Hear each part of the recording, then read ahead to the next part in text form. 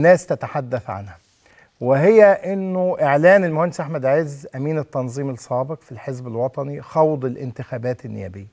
بالتاكيد لا تستطيع ان تناقشه قانونيا في ذلك، لكن لما تيجي تبص بالموائمات السياسيه وبالحكمه وبالتعقل، وانه لا يمكن ابدا حتى نظام يحقق اهداف ثوره 30/6 هو هيقول طب انا هعمل ايه؟ هقول له ما تنزلش الانتخابات؟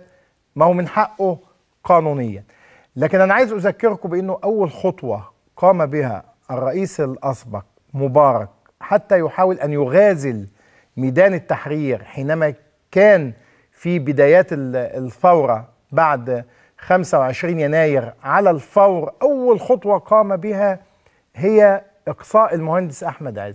يعني هو بحث عن طوق النجاه، طوق النجاه كان بالنسبه له اول حاجه عملها هي اقصاء المهندس احمد عز. وبالتالي ليس معقولا ابدا انه الناس تستيقظ فتجد مجلسا نيابيا جديدا يمثل المستقبل وجاي يحقق اهداف ثورة 30/6، ثم يجد بعض الوجوه القديمة وما اكثرها ومنها المهندس احمد عز. القضية هنا ليست قانونية، وهو البعض مش هيدخل في سجال قانوني، ولا يجب ان نمنعه قانونيا ولا يمكن ان تمنعه قانونيا.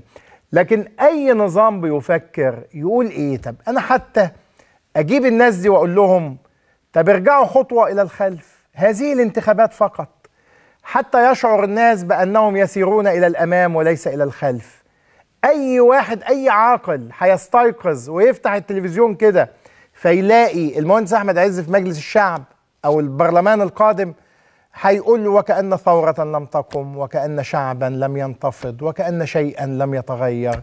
معقولة يا جماعة؟ مفيش حد عنده حتى الحس النفسي والحس السياسي البسيط انه لا استطيع ان امنعه قانونيا ولن تستطيع.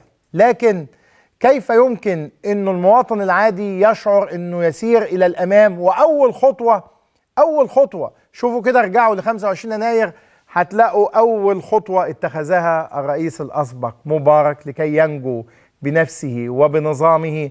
اول خطوه، اول طوق انقاذ هو اقصاء المهندس احمد عز. كيف يمكن لنا ان نتقدم الى الامام ويعود المهندس احمد عز للمجلس النيابي؟ مفيش حد يكلمنا عن قانون، ولا حد يكلمنا عن انه اقصاء، ولا حد يقول وانتوا مالكوا. انت بتتكلم هنا عن مستقبل، وبتتكلم عن ابسط قواعد الحس الانساني، حتى مش السياسي، ابسط قواعد الحس الانساني تقول يا جماعه عودوا خطوه الى الخلف، يا جماعه لا تؤذوا السيسي، يا جماعه لا تخدموا جماعه الاخوان، يا جماعه لا تخدموا قوى الارهاب، يا جماعه لا تخدموا اعداء ثوره 30/6. خلاص قانونيا مش هتمنعه، سيخوض الانتخابات، سينجح.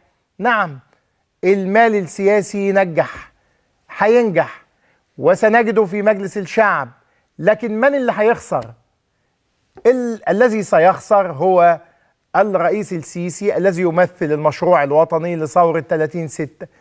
أي حد مهما أقنعته أننا نتجه للمستقبل ونتجه للأمام هيطلع لك لسانه وهيقول يا أخي ده الرئيس الأسبق أول خطوة اتخذها هي إقصاء أحمد عز. نقوم إحنا نبدأ المستقبل بمجلس شعب وببرلمان فيه أحمد عز. هتقول الكلام ده، هيقول لك طب واحنا نعمل ايه؟ نجيبه يعني نهدده؟ نجيبه نقول له لا ما تنزلش الانتخابات؟ نجيبه نمنعه؟ اي نظام يسعى لتحقيق اهداف ثورة يمكن ان يفعل الكثير. لا هتهدد ولا هتلجأ للقانون، هتلجأ لابسط قواعد الحس الشعبي والانساني والنفسي. ابسط هذه القواعد تقول كده.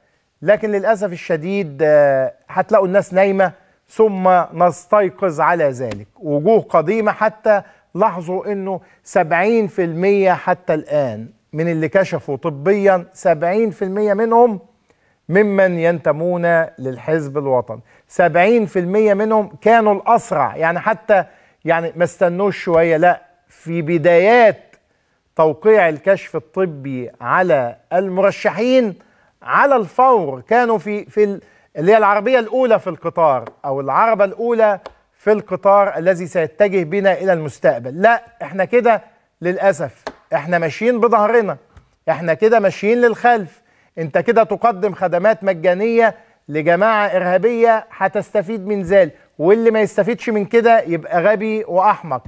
القانون لا يمنعه. أبسط قواعد الحس الإنساني تقول إنه لو في مؤسسات هتجيب الناس دي وتقول لها يعني عودوا خطوة إلى الخلف، خطوة واحدة بس لمدة 4 سنين، خلوا المجلس ده اللي بيمثل المستقبل بعيد عنكم تماما. ما تدخلوش هذا المجلس تحديدا الذي يمثل المستقبل، وهو أخطر مجلس نيابي في تاريخ مصر. عودوا خطوة إلى الخلف، هذا ما نطلبه منكم. لن يتحقق ذلك للأسف الشديد، وهنستيقظ على أنه الناس تشوف مجلس نشعر من خلاله بأننا نسير إلى الخلف وليس